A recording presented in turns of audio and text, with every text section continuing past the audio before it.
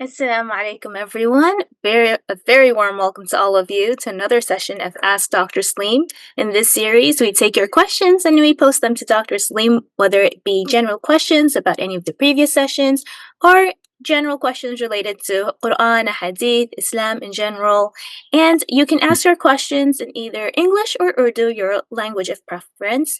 The answers will be given in English unless specified otherwise. To ask questions, you raise your hand by clicking on the raise hand options, or you can put them in the chat. And if you'd like to remain anonymous, you can send them directly to me in the chat. And with that, we'll start in the order in which I received the questions. But in case there are a lot of questions, we will limit the questions to one question per participant until we move on to the second round of questions. So we'll start off with our first question of the day. The question asks, can a Muslim man marry a non-Muslim girl and live in a non-Muslim majority area? Is it allowed, as Ghamidi Sahab says, it was allowed after Muslims had power? Bismillah ar-Rahman ar-Rahim. So you see, the foremost thing that you have to understand is that there is a social aspect and there is a legal aspect to it. I mean, more than the social aspect, I would say the aspect that relates to the essence of religion. And that is that normally a person should marry strictly among people who have a lot of regard for monotheism and who are practicing monotheists.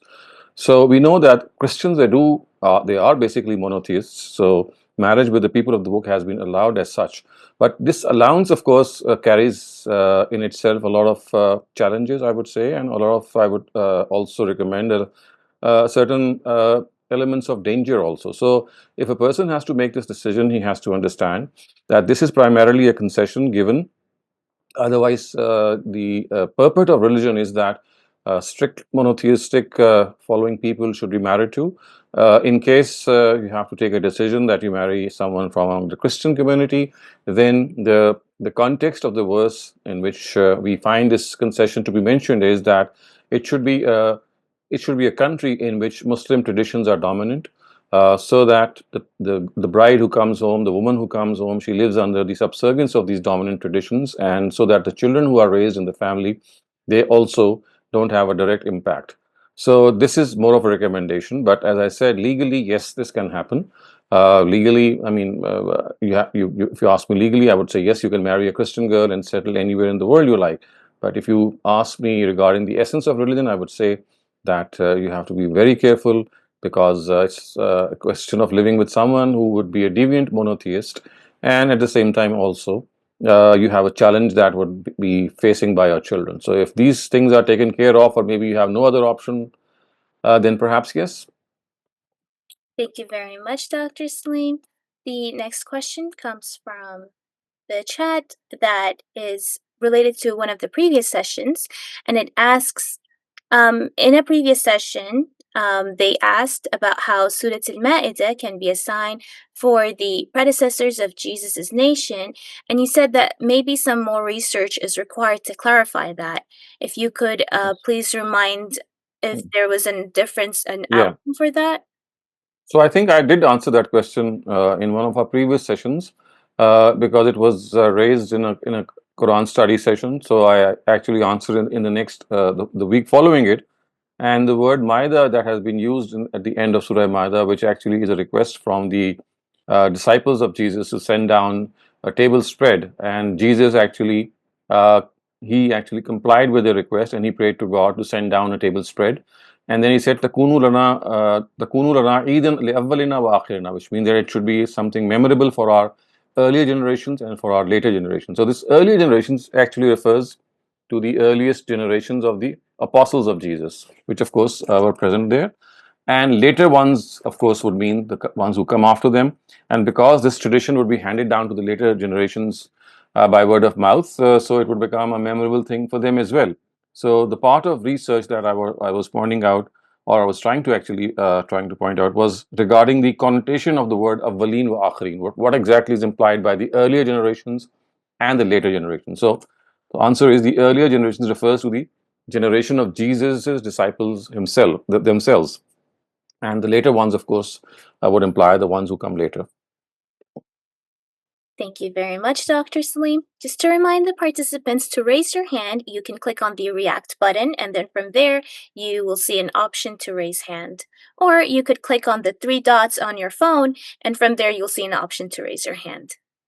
Shams Suleiman, you're up next. Please go ahead. Assalamu alaikum. Imam Fry Right. stated there is no possibility of more than one interpretation in the Quran. Then why do we find differences in the interpretation of certain verses, even within the Fry school of thought, such as between Ustad Javed Ahmed Ghamidi and Maulana Amin Mm. Islahi? What exactly did Imam Farahi mean by this statement? So Ustaz Farai actually meant that the purport of God, that the intent of God is one. So it's not that the Quran has multiple meanings assigned to it, or the verses have multiple meanings assigned to it. That the purport of God or the intention of God is that every verse has one single meaning. But in order to reach that meaning, of course, human beings they make an effort, and so therefore the difference is not because the Quran is ambiguous or the one meaning that was intended by God, was unclear. It is because people, as human beings, when they try to access or reach out to the meaning that was meant by God, they can make mistakes. And Ustaz Farahi actually referred to this by saying that this difference is because of either deficiency in deliberation on the verse or deficiency in knowledge regarding some of the aspects of the verse. So this is like a human error on the part of people. Otherwise, the intent of God was one. So that is what he meant, that La yahtimul Qur'ana illa ta'wilin wahida, that the Quran has only one intent, that is from God. Thank you very much, Dr. Saleem. Hammar Rasul, you're up next. Please go ahead. Ji, Assalamu alaikum, Dr. Saab. Uh, Dr. Saab, I wanted to ask, we have this driver working for us for many years, and he is a Sunni Muslim. But as we know, there are some families or branches of Sunni Islam which are, they feel a sense of closeness Right. or aqidat with the Ahlul Bayt Yeah. more than most Sunnis do. Correct. And so during 9th and 10th Muharram, this family, gets a lot of food prepared and then distributes it. And so I have been contributing in this practice from my side for many years. But this year he asked Ami as well, and Ami refused, saying that I am afraid that you use the name, or you give the food and make the food in the name of Hazrat Imam Hussein and not in the name of God, and so I am wary of giving you money for this. What kind of an approach or reaction should we have towards this practice of distributing food on 9th and 10th Muharram? I think your mother asked a very pertinent question. I mean, there should be no problem in giving away money if the food is being distributed in the name of God or if it is from God. It's like a charity that you're doing for people who are unable to eat.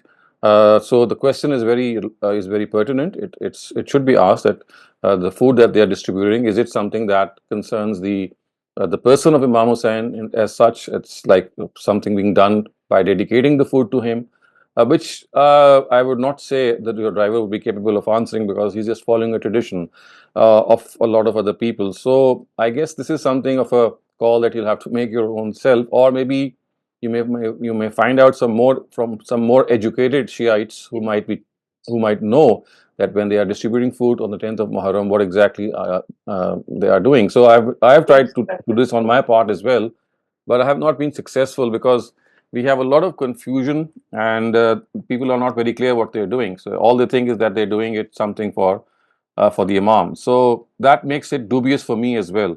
And I do, I do abstain eating such food as well. But as I said, unless we have 100% clarity, which for so many years I have tried to achieve by asking my Shiite friends, but they have different answers to give, even the scholars. Thank you very much, Dr. So, in fact, what you have said is exactly what happened when my mother said to him that, I am afraid that this might be the case. He was actually very dumbfounded and he did not say anything. Because, like you say, my reading of the situation is the same, that he did not understand the question very well. Of course. Whereas Ammi took his silence as, something happening which he did not want to disclose.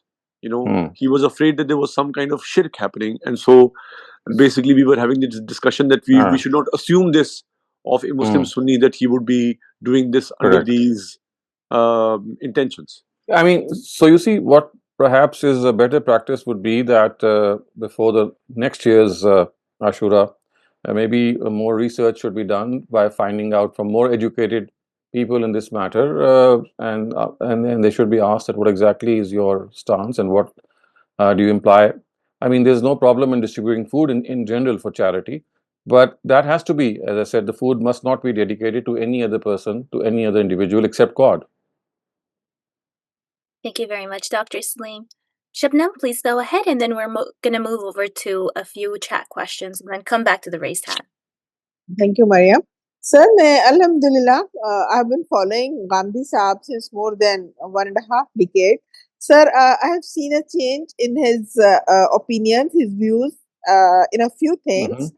Sir, one of them is very popular opinion कि sir लोग उनसे पूछते थे nail polish लगा के नमाज हो जाती है तो sir so far as I remember initially he used to say कि आप वुजू करके लगाएं और उसके बाद वो इज्तिहाद करते इन्फर करते थे मसा से कि आप लाइक हम मसा करते हैं तो आप उतनी देर आप उसको कर सकते हैं लेकिन सर फिर अब रिसेंटली जो मैं सुन रही हूँ उनमें तो वो कह रहे हैं कि आप बस वुजू करके लगा लें और उसके बाद आप जब तक वो आप नहीं लगाई हो या आप ऐसे सर मुझे ये दोनों ही दूसरा तो बिल्कुल ही क्योंकि सर इवन मसा की भी जो है एक लिमिट है ना 24 आवर्स या 48 आवर्स 72 आवर्स लेकिन सर जो हम मसा पे भी हम करते हैं that is in case of अशद नीड बहुत जरूरत या शरे यूजर एक होता है तो सर काइंडली आप थोड़ा सा इस पे प्लीज बताएंगे उन्हें कहाँ से इन्फर किया है इन्फर कहाँ से कर रहे हैं मुझे So basically you have to understand that this is a matter of ijtihad.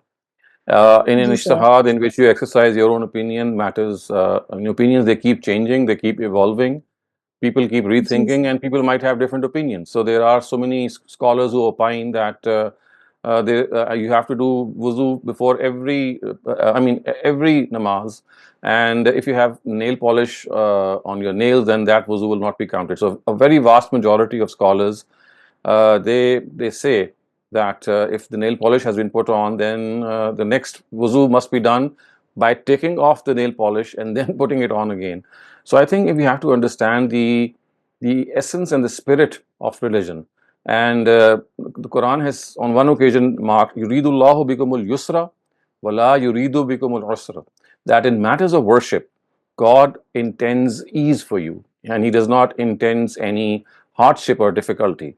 So if we keep this the spirit of the Quran in mind, we should, I think, give relief to people. And personally, I think that there is no problem in doing wuzu even on your own nail polish, because you see it becomes part of the nails, and it should be considered as something that has already been. It's just like having skin. So you are just having a new skin on your nails, and it becomes part of your I would say body as well. So I think that even going through the hassle of doing wuzu and then putting on your nail polish, okay, that would be one thing that you can do, and there have been occasions on which people have recommended this. But personally, I am of the view that this is something which is meant to give ease to people, and that ease should be provided fully. And I think that is something which can only be provided when you give this leverage that a lady can put on the wuzu. She can put on the nail polish, and just think that subsequent wuzus can be done over the nail polish, because, as I said, it becomes just part of your body. Thank you, sir. Right, sir. Thank you so much, sir. Thank you very much, Dr. Saleem. We'll move on to a few chat questions and then return back to the raised hands. Our first question asks, it's said in a hadith that there is a piece of land called as Riyad al-Jannah within the Prophet's mosque in Medina, which will be part of paradise in the hereafter. Quran says that this very universe, including the earth, will be converted into paradise. That means this whole earth will become part of the paradise. Does this not contradict the hadith? No, these are two separate things. The Quran says, Yawma tubaddarul ardu ghayril ardi was samawat, which means that all this stuff that you see, all these multiverses or universes or whatever stuff God has created, it shall be given a new shape to create a new world order. It's like a new world, and that world, of course, will be the world that will be formed on the day of judgment. That will be what we call the hereafter. The hereafter consists of the judgment day. It consists of paradise. It consists of hell. So at least three areas we can identify. Maybe there are more as well. So that is what is being said, that the stuff that you see spread out over your head in the form of stars and heavenly bodies, this stuff is going to be converted into a new world, and that new world is the next world. And that next world, as I said, is not just paradise; it has other segments as well. Thank you very much, Dr. Saleem. The next And question. let me also clarify that this Riyazul Jannah, of course, is just a part of that paradise. So that the Prophet has just said that this space between my pulpit and a certain distance from it is going to be converted. This particular small area, it's not a very large area. It will be converted into a part of paradise. So that he is just signifying the like that how important it is and how holy it is. Thank you for that explanation, Dr. Saleem. The next question asks if you could please guide whether this hadith is authentic and what are the rewards for fasting in Ashura. So the hadith says Abu Qatada radiallahu anh, narrated that Prophet Muhammad said, "Fast the day of Ashura, for indeed I anticipate that Allah will forgive the sins of the year before it." And it's in Tirmidhi. So the narrative, which is authentically reported in this regard, and as a result of which the Prophet also fasted on the 10th of Muharram, is that when he came to Medina, he asked people that the Jews, they fast on this day.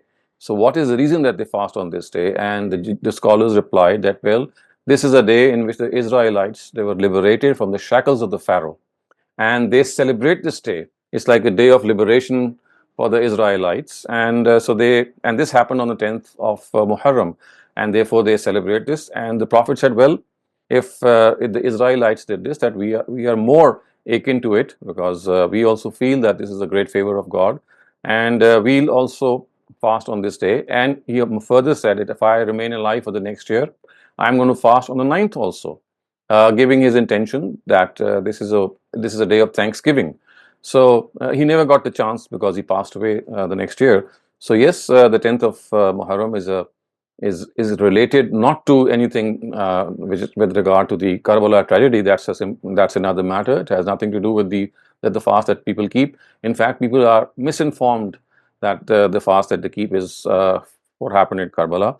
Of course, it never happened in the time of the Prophet. Something that had to happen, let's say 30 or 40 years after the Prophet's demise. How could it have been said to be something holy or a day of fasting in the time of the Prophet? So basically, as I said, this has no relation with the Muharram that we celebrate. I mean, that we commemorate as the martyrdom of Imam Hussein. It has to do with the tradition of the Israelites getting liberated from the Pharaoh. Mariam, can I ask? Did you want to It, clarify? Because that was yes, your yeah, go ahead. yes. Thank you, sir. In the hadith that I shared with you, it is said in it that those who fast on this day, their sins will be forgiven for, I think, 1 year or so. So I specifically wanted to I ask you I about think that. I would need to check out this narrative. If you could send it to me, I will check out, because I don't find any authentic narrative which says this, what you have said. But I will still double check. Okay, sir. Thank you. Thank you, Dr. Saleem. Asad Rindani, you're up next. Please go ahead. Assalamu alaikum, Dr. Saab. Why? I'm going to intentionally ask this question in Urdu so that the people who are going to listen to this can understand what I'm going to ask. So, doctor साहब, जब हम कुरान की रोशनी के अंदर फ़िक्र फ़राही का जो हमारा एक लेंस है, उसके अंदर जो है हम जितनी भी इस वक्त हमारी जो जिहादी तंजीमें जो चंदा वगैरह कलेक्ट करती हैं, जिसमें से पसाबा है, जैश मोहम्मद है, जब मैं इनको देखता हूँ और मैं इनको सूरह माइदा की आयत नंबर 33, 34, 35 के अंदर जो है, जब मैं उस तनाजुर में रख के उस लेंस में उनको देखता हूँ, तो मुझे तो ये सब के सब लोग, क्योंकि जो है ये जो हिराबा के मुर्तकब लगते हैं, उसकी वजह ये है कि ये लोग जो हैं جتنی بھی ہماری جہادی تنظیم ہے، یہ سب کے سب جو ہیں اہل تشیعوں کے جو ہے وہ جو قتل میں بھی جو ہے وہ ملوث رہے ہیں ان بم بان کے، اور انہوں نے they have all accepted the responsibility as well. So anybody who supports them, جن کو چندہ بھی دیتا ہے، تو یہ تو ایڈنگ اینڈ ابیٹنگ کا کیس بھی تو ہوتا ہے نا ان کے اوپر. تو یہ I just want to understand کہ when I look at this from this holistic perspective, تو مجھے تو یہ سب کے سب ہرابہ کے مرتکب لگتے ہیں. آئی بلیو کہ ان کو پھر اسی سزا کے تحت جو ہے we should indict them. Thank you. تو آپ نے چونکہ کہا کہ جواب اردو میں چاہیے، تو دیکھیے میں تو نہیں یہ کہوں گا کہ ہرابہ کا ارتکاب کر رہے ہیں، کیونکہ ہرابہ کا مطلب یہ ہوتا ہے کہ آپ جانتے بوجھتے لا اینڈ آرڈر سچویشن پیدا کریں اور خدا اور اس کے پیغمبر کو چیلنج کر دیں. یہ ہرابہ اس کو کہتے ہیں. جب یہ لوگ یہ کام کر رہے ہوتے ہیں تو یہ اس کو اپنی دینی تعبیر سمجھ کے کر رہے ہوتے ہیں، جو ظاہر ہے درست نہیں ہے. آپ اس کو کہیں گے یہ تعبیر کی غلطی ہے، یہ انٹرپریٹیشن کی غلطی ہے.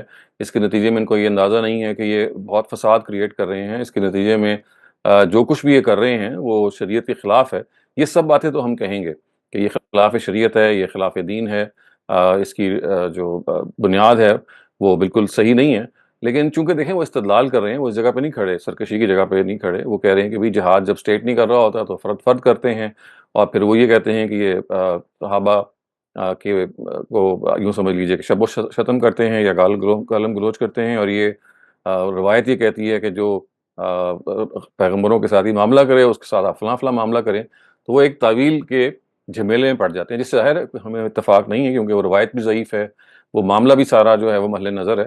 لیکن جب تک ایک آدمی استدلال کر رہا ہو تو اس کو آپ یہ تو کہہ سکتے ہیں کہ آپ ایک ڈیوینٹ ہیں.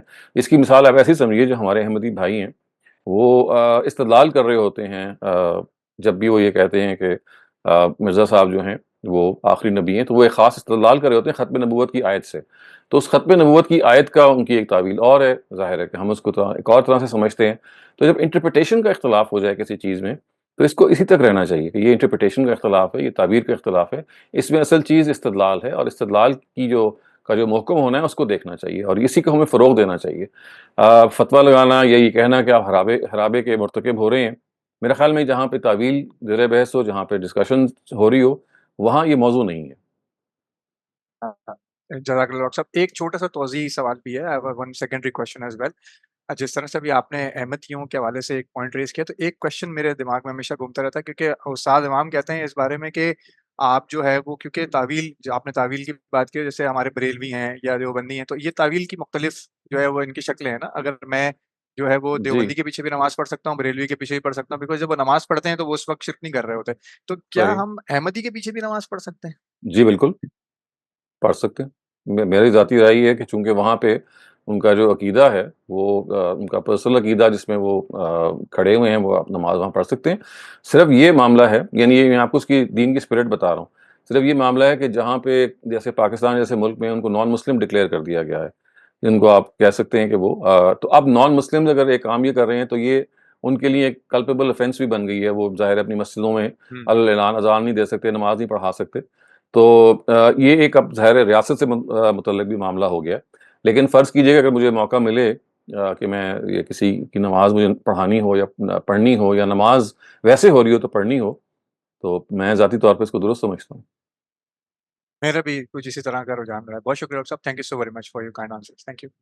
Thank you, Dr. Saleem. Rahman Ahmed, please go ahead, and then we'll return back to chat questions. Yeah, thank you.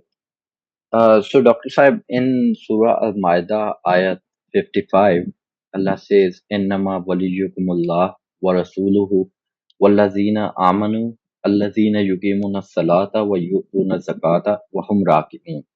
And so, Shia scholars say that they mix the whole translation of the later part of this ayah, and they say that those who give zakat while they are in ruku, right? So, but in other interpretations, we find that which makes sense that translation is different. That those who give zakat and those who perform Nile. ruku. So yeah. So what is your opinion on that? I just wanted to get a highlight of I mean, your opinion there because is no Shia scholars. there's no question of a second opinion. I mean, Bahum Rakiun is an independent clause. It does not refer to zakat being given in the position of kneeling or when you are doing ruku.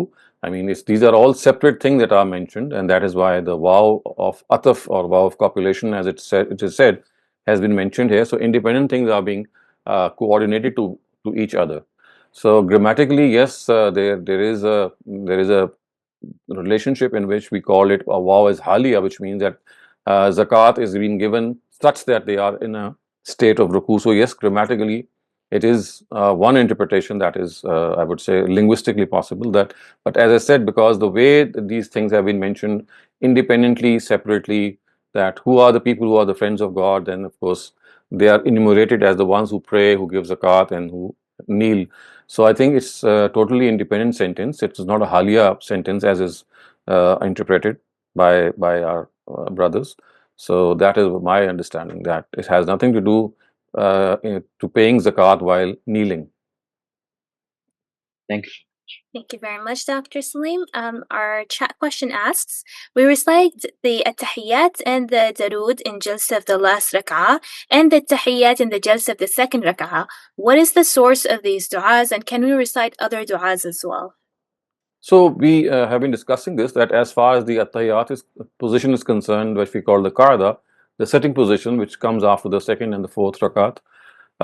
So this is a position in which, or this is a posture, I would say, in which any dua, any supplication can be made, even in your own language. You can of course say the At-Tahiyyat the way you have been learning it, but that is one recommendation. That's just one thing which the Prophet has taught. Otherwise, the whole of At-Tahiyyat can be uttered in your own language. You can be uttering anything of the nature of a supplication. It could be an expression of gratitude. It could be glorification of God. So both these postures, the second and the fourth rakat at Tahiyyat, have been reserved for, for things that you can say in your own language to God. Thank you very much, Dr. Saleem. Our next question asks, what is the true manifestation of the ibadah? غير Allah ki ibadat kya hai? Is kissing some object or chanting some names or weeping included in ibadah? And how does an act become an ibadah? You see, when you associate partners with God, other deities, and you think that they can have an influence on God in somehow or the other, so this is what we call that they're praying to other people as well, because they are worshipping other deities, because they think that these deities will have an influence of God on the day of judgment, and they will intercede, and the Quran says they will have the shafa done on behalf of these people, and then they will be able to gain from God whatever they desire. So this is what we call as the worship of individuals who are not God, because we would like to please them in order to reach God. So anything that we do which relates to the partners of God, by actually concocting these partners, because we know very well that He has no partner.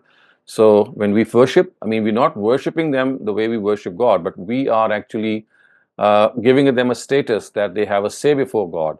So therefore, we actually supplicate before these deities to, so that they can go and ask God on our behalf. And this is what the idolaters of Mecca used to believe in, of Arabia as well, that they thought that the angels are daughters of God.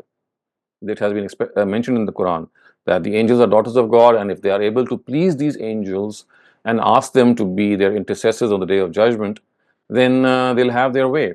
So this is what the ibadah of Ghairullah means. Thank you very much, Dr. Saleem. Riyaz, you're up next. Please go ahead. Assalamu alaikum, Dr. Sahib. Wa alaikum assalam. Dr. Sahib, it says in the Quran, Inna salata tanha anil fahsha'i wal munkar. So, but what is the definition of munkar? Does it include, for example, the lying, and then the financial corruption, and the injustice? And if it means that, can we translate it that anyone who establishes the prayer will not do those things? So you see the word maruf and munkar, the way they have been used in the Quran, they do not refer to religious entities or religious realities or religious rituals in any way. They refer to, for example, maruf refers to universally accepted good morals, like truth, justice, fairness, kindness. And munkar is the opposite, which means that all universally accepted evils, that they are evils and they should not be indulged in, like you just said, corruption or dishonesty or injustice. So that is what is implied by the word maruf and munkar. And if this distinction is not made, then of course you'll end up adding a lot of other things to this list, which is of course not correct. No, but this ayah, I mean, what is the translation would be? Inna salata tanha anil fahsha'i Yes, wal so it tells us that when you pray, so just as our conscience stops us from lying, it's like a mechanism that we have inbuilt, that when we do something bad, something universally accepted as an immoral practice, our conscience stops us. It's like a red light that lights up in our inner self, and it tells us that you're doing something wrong. So exactly in the same fashion, in the same manner, it is being said that your prayer stops you from these universal evils. That when you start praying and you're a person who prays, then whenever you do something which is against morality, which is munkar, then your prayer that you offered, you immediately are reminded that I was just in the presence of God and I should not be doing this. So it's like saying that just as your conscience stops you from injustices, in a similar way, the prayer itself is something which is a rehearsal of stopping you from any such evil acts. So we cannot say that it is a litmus test that anyone who prays, he or she should not be doing. Oh, I mean, you should take it in the meaning of conscience. I mean, what does a conscience do? It's a means of stopping you. It does not forcibly stop you. It does not, I mean, in any way catch you by the hand and say that you cannot do this. It's like a mechanism that sort of reprimands you. It scolds you that you should not do this. So that is exactly. It's like a reminder. What does the reminder do? It only reminds. It does not forcibly, catch a person by the hand and stop him. That's not how it works. So is it the same thing when we say that the person who fasts, he will gain the taqwa? Is it similar thing? There is the I mean, ayah. this is that's another thing. That's a positive thing, that if you are fasting, then God consciousness is something that will become part of your life. But here it is saying that there are many benefits of the prayer, the salah that you offer, and one of these benefits is that the inclination towards doing wrong things, it diminishes in you, and you are more inclined towards doing good things because your heart becomes inclined to that. Okay. Thank you, sir. Naseem, please go ahead. अस्सलाम वालेकुम जी।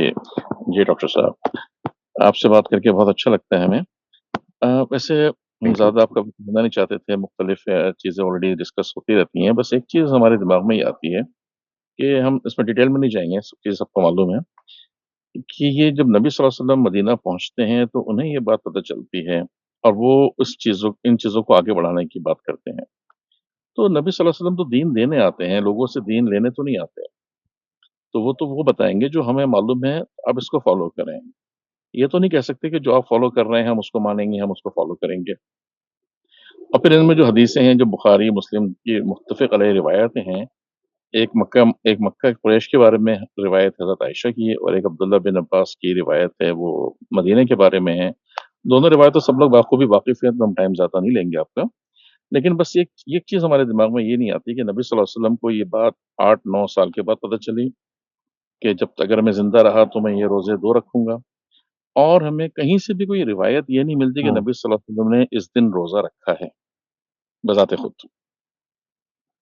तो चलिए, बहुत-बहुत ये शुक्रिया। बहुत जी, मैं खुद इस सवाल पर काफ़ी अरसे से गौर कर रहा हूँ। आपने बिल्कुल ठीक निशानदेही की है कि नबी सल्लल्लाहु अलैहि वसल्लम जब मदीने में आए हैं, तो ज़ाहिर है वो तो शुरू में इनको पता चल गया होगा कि यहूद रोज़ा रखते हैं।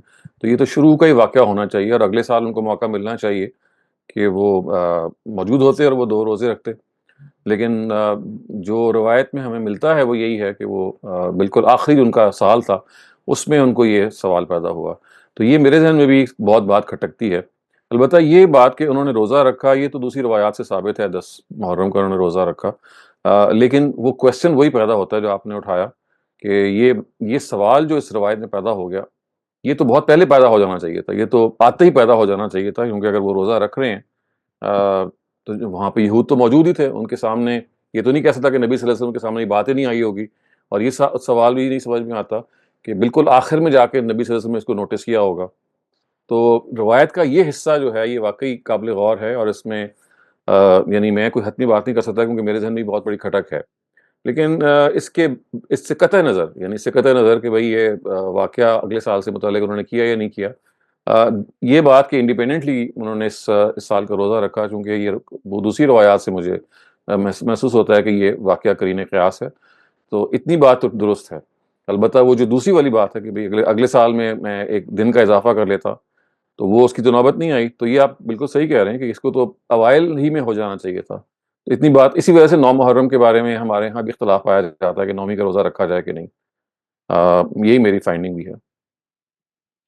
चलें, थैंक यू वेरी मच। इंशाल्लाह आपसे बात करेंगे इंशाल्लाह। Thank you very much. Thank you very much, Naseem. You're up next. Please go ahead. Naseem. All right. When you're back, please let me know in the chat. Akram Batisa, please go ahead. Thank you madam. अस्सलाम वालेकुम sir. वालेकुम sir मेरा question Syeda साहब के बारे में है कि कब ये ड्यू हो जाता है।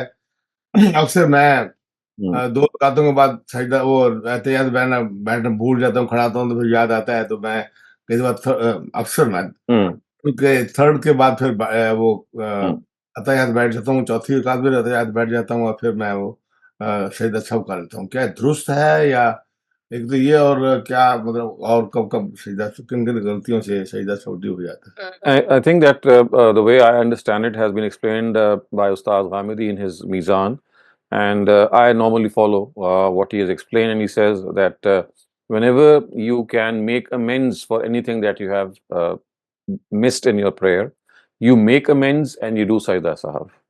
And when you cannot make amends, you just do sajda sahab. So any mistake, and the summary is that any mistake done in the prayer, if it can be rectified,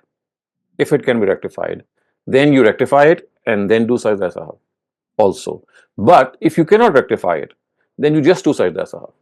I think this is a principle that you can keep in mind regarding all sorts of mistakes that we do during the prayer. Thank you, sir. Jazakallah. Thank you very much, Dr. Saleem. Naseem, please go ahead. जी अस्सलाम वालेकुम। Sorry मेरा mic mute था, इस वजह से मैं नहीं अच्छा कर नहीं। मेरा सवाल ये शहजाद भाई कि फितना जो का लफ्ज़ इस्तेमाल हुआ है अरबी में कुरान में बेइंतहा जगह के ऊपर, खासतौर पे सूरह तौबा में तो कंटिन्यू आयतों में वो इस्तेमाल हुआ है। तो आम ट्रांसलेशन में तो उसको कह देते हैं फसाद, कि ये जो है फसाद। एक जगह और भी इस्तेमाल हुआ है, माल औलाद भी फितना है। बाज़ लोग कहते हैं कि नहीं, ये आजमाइश का इसके मायने हैं। तो फसाद तो कुरान में यूज हुआ है फसाद के लिए, तो ये फितना की सही मफहूम क्या होगा? So you have to understand that the word fitna has been used variously in the Quran. I mean, a word has more than one meaning, and the word fitna has been used in more than one meaning. But in the sense that you are asking, I think if you refer to the exact verse, I can maybe be more specific in my answer. But generally, in such verses, the word fitna refers to persecution. Persecution means that you forcibly stop people from following religion.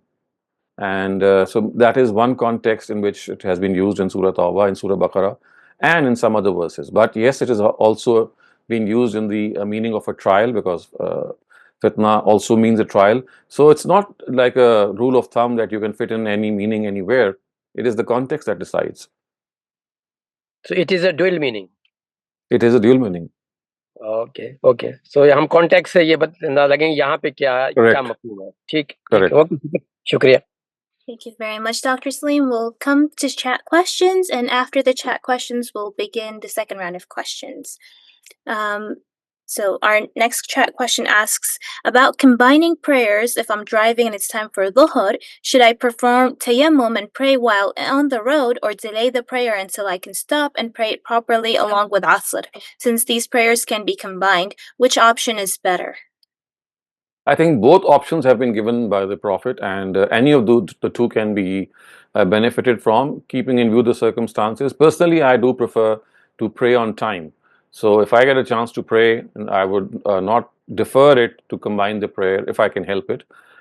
So because praying on time is also a big virtue, and the purpose of the prayer is to remember God at the time that have been stipulated. So but I don't say that this is a hard and fast rule, because the concession has also been given that you can either pray during, as you said, during you do tayammum and you can pray while driving, or you can delay it and combine your Zuhr with Asr.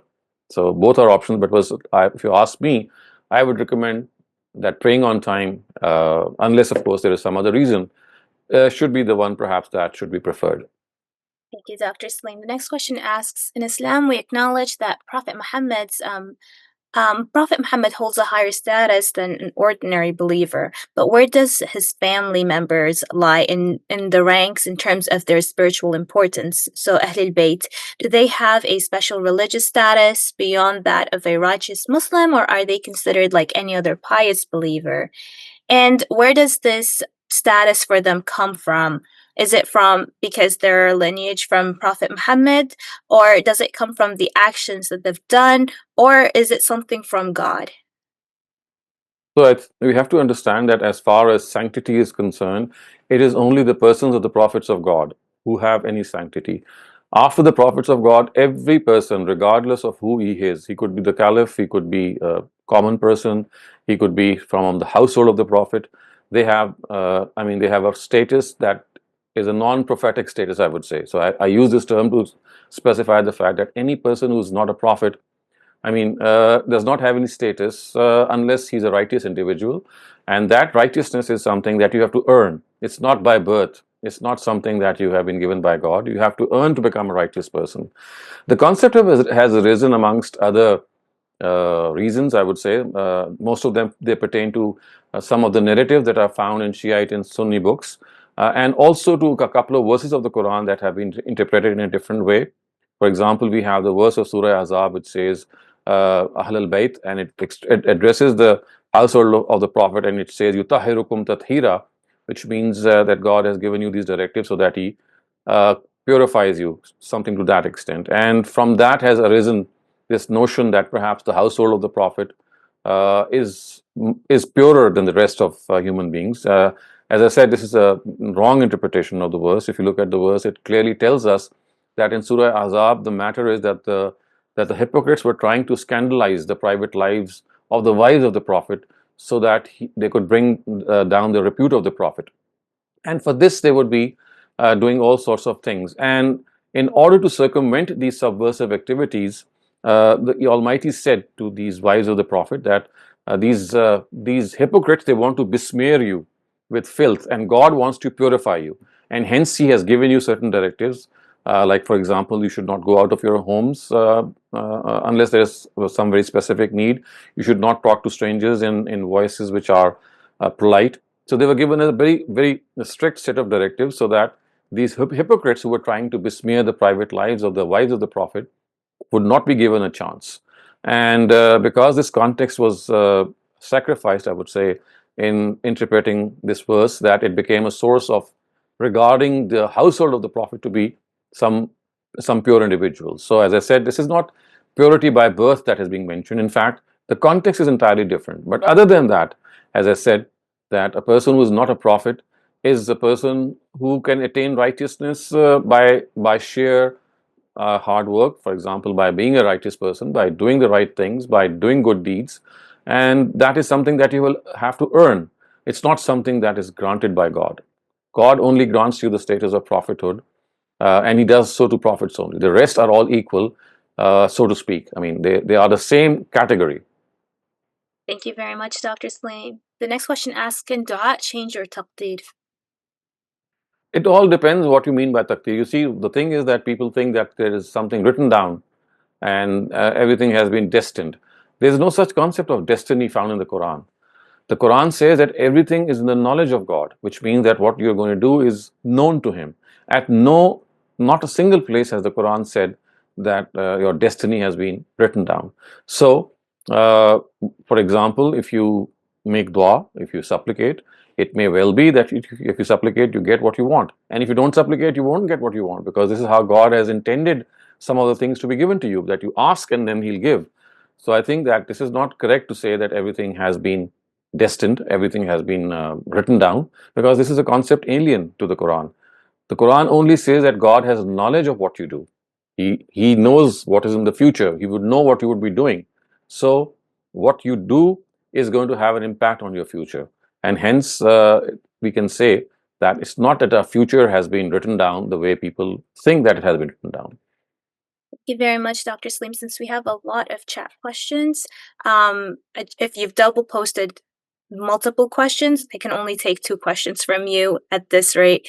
So I'm just letting you guys know in advance. The next question asks, is there any Islamic way, sorry, to overcome from overthinking? The origin of my disorder is going too deep in the disputed and diverse rulings of Islam.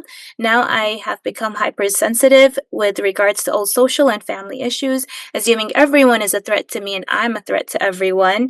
And because of overthinking, I fear that I can't live a happy life with friends and family. And if you could please answer this in order. तो ये जो over thinking होती है असल में it needs to be I would से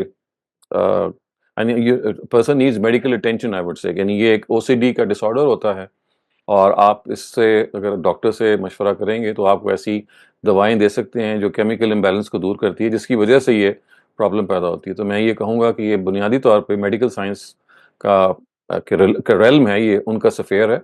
सो you have to consult a good doctor जो आपको इस मामले में सही रहनुमाई देगा। आपको बहुत सारी दवाएं हैं जो नॉन एडिक्टिव हैं and they can solve the problem. इसके अलावा मजहबी लिहाज से आप दुआ कर सकते हैं। एक बड़ी खूबसूरत दुआ है, नबी सल्लल्लाहु अलैहि वसल्लम ने सिखाई है कि आउज़ु बिल्लाहि मिन शुरूरि अनफुसिना, कि ऐ अल्लाह ताला मुझे मेरे नफ्स की जो शरारतें हैं इससे मुझे बचा के रख। तो ये एक दुआ है जो आप कर सकते हैं। इसके अलावा दीन के मामले में ये ज़हन में रखिएगा कि अल्लाह ताला जो हैं वो धींगा मुश्ती पसंद नहीं करते। इसका मतलब ये है कि आप जब तक होता है ना कि इंसान महसूस करता है कि जब तक वो एक अल्टीमेट लेवल पे दीनी काम ना कर ले तो शायद कबूल नहीं होगा। वो वज़ू करना शुरू करता है तो वज़ू ख़त्म नहीं होता, नमाज़ शुरू करता है तो उसका ख़्याल है कि नमाज़ उसने परफेक्शन में नहीं पढ़ी हुई। तो ऐसे लोग जो इस चीज़ से सफ़र कर रहे हैं उनको मैं ये मशवरा देता हूँ कि आप जो मिनिमम रिक्वायरमेंट है रिलीजन की वो आप अगर पूरी करते हैं तो अल्लाह ताला इस कंडीशन में इंशाल्लाह आपकी हर इबादत को कबूल कर लेगा, क्योंकि ये आपके बस में नहीं है। और जो चीज़ बस में नहीं होती वहाँ अल्लाह ताला की रहमत ज़रूर दामनगीर होती है। लेकिन जो मेरी पहली बात है वो उसको ज़रूर सोचिएगा कि ये बुनियादी तौर पे एक डॉक्टर का काम है कि वो आपकी जो थेरेपी करे इस मामले में। साइकोथेरेपी भी काम आ सकती है। तो दोनों रेलम्स हैं, साइकोथेरेपिस्ट भी काम कर सकते हैं और साइकियाट्रिस्ट भी काम कर सकते हैं। सो दोनों को आप ट्राई करके देखिएगा और कुछ दुआएं कीजिए, उम्मीद है मामला बेहतर हो जाएगा। Amin, inshallah. Thank you, Dr. Saleem. The next question asks, what's the process of offering sajdat suhu for previous prayers? So you see, there's not been anything explicitly mentioned either in the Quran or the Prophet regarding prayers that have been missed. So it's like saying that, well, let's say I'm at the age of 40, 45, and I realize suddenly that I've missed a lot of prayers. So on an equal footing, remember you must have missed a lot of fasts also, and you might have missed paying zakat also for many, many years. So you see, it's like a question of thinking that how I can make amends. And I think personally that when you realize in your middle ages that you have not been very regular in your worship rituals, perhaps the best way is to seek God's forgiveness and start on that day. Thank you very much, Dr. Saleem. Now we come down to the second round of questions. Please be concise as possible. Ammar Rasul, we'll start off with you. Please go ahead. जी, अस्सलाम वालेकुम doctor साहब। Doctor साहब, I wanted to ask how, what is your opinion about these narratives which say that Hazrat Sallallahu Alaihi Wasallam was given the knowledge of the martyrdom of Hazrat Imam Hussain, and how he would be assassinated or murdered, and how his family would be killed by a visiting angel, and that he was also told where this would happen, like in Karbala. How do you see these narratives? Are they trustworthy? And also, if these narratives are true and this actually did happen and the Prophet knew about it, and obviously he told somebody because of which we know now today, it must mean that it was common knowledge during the Prophet's time that this incident has happened, and an angel has come to the Prophet to give him this sad news.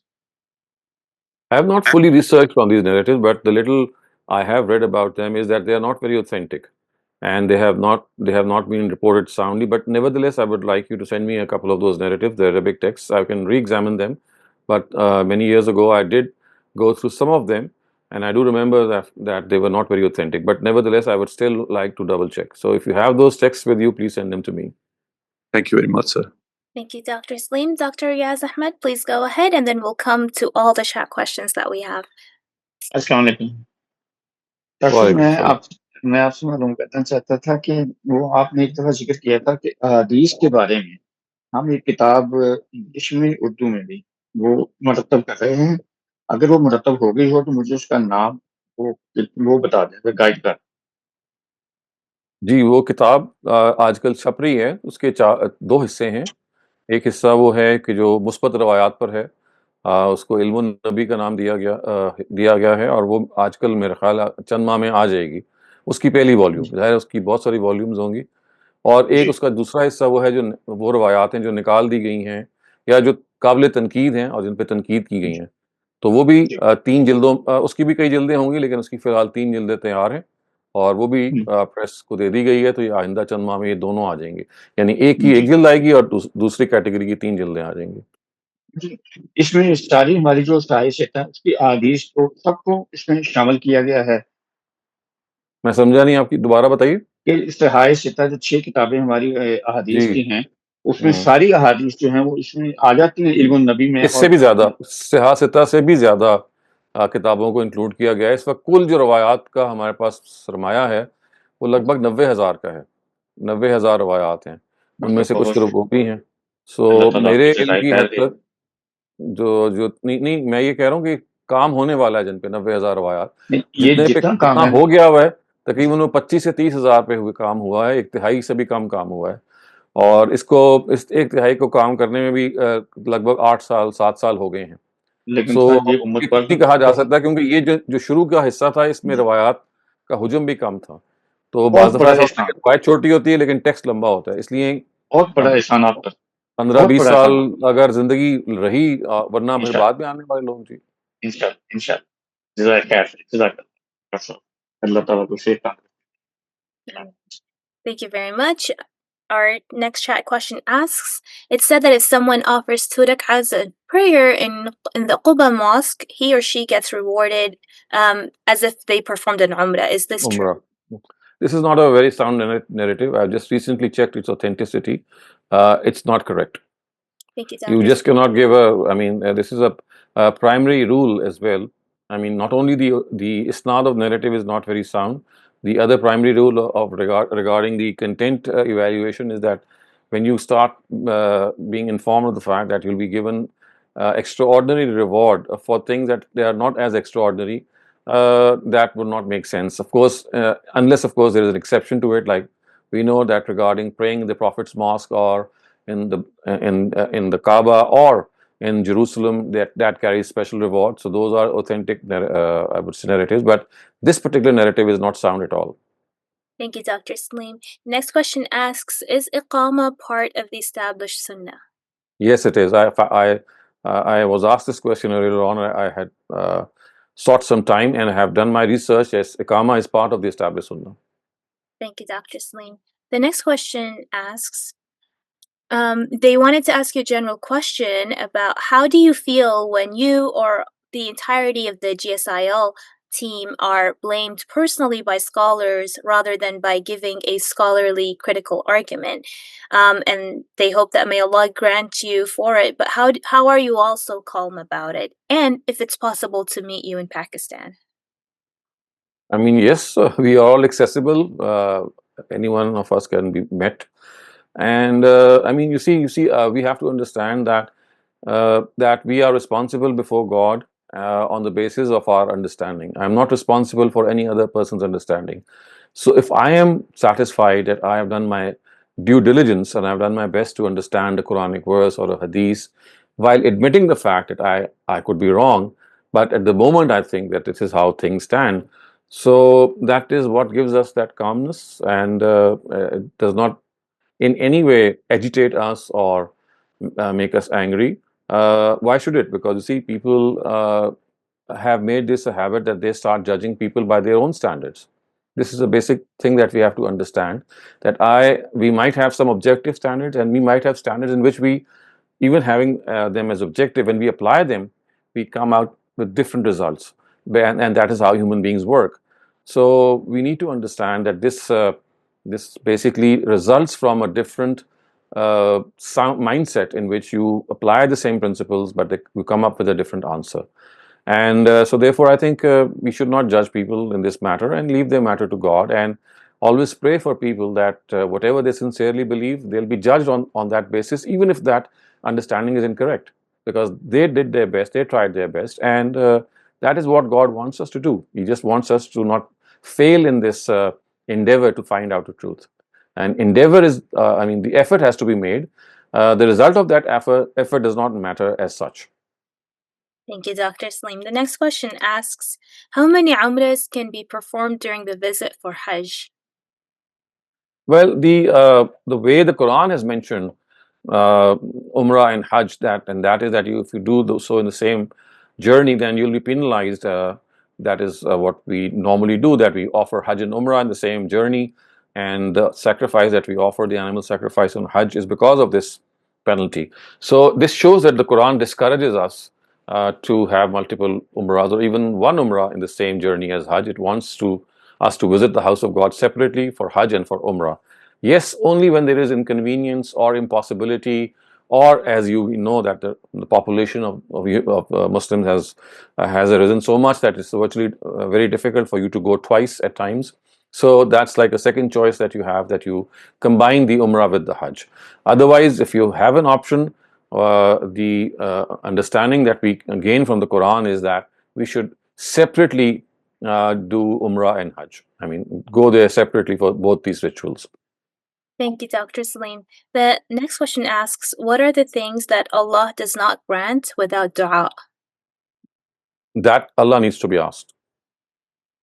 Thank you. Then the question after that asks, my observation is that the higher the skill of a politician, journalist, artist, or religious scholar, the less popularity they tend to achieve. How does religion view this, and what is your personal opinion? I think this is a question that relates to common sense, experience, and practice, and people can have different opinions, and I am not an expert.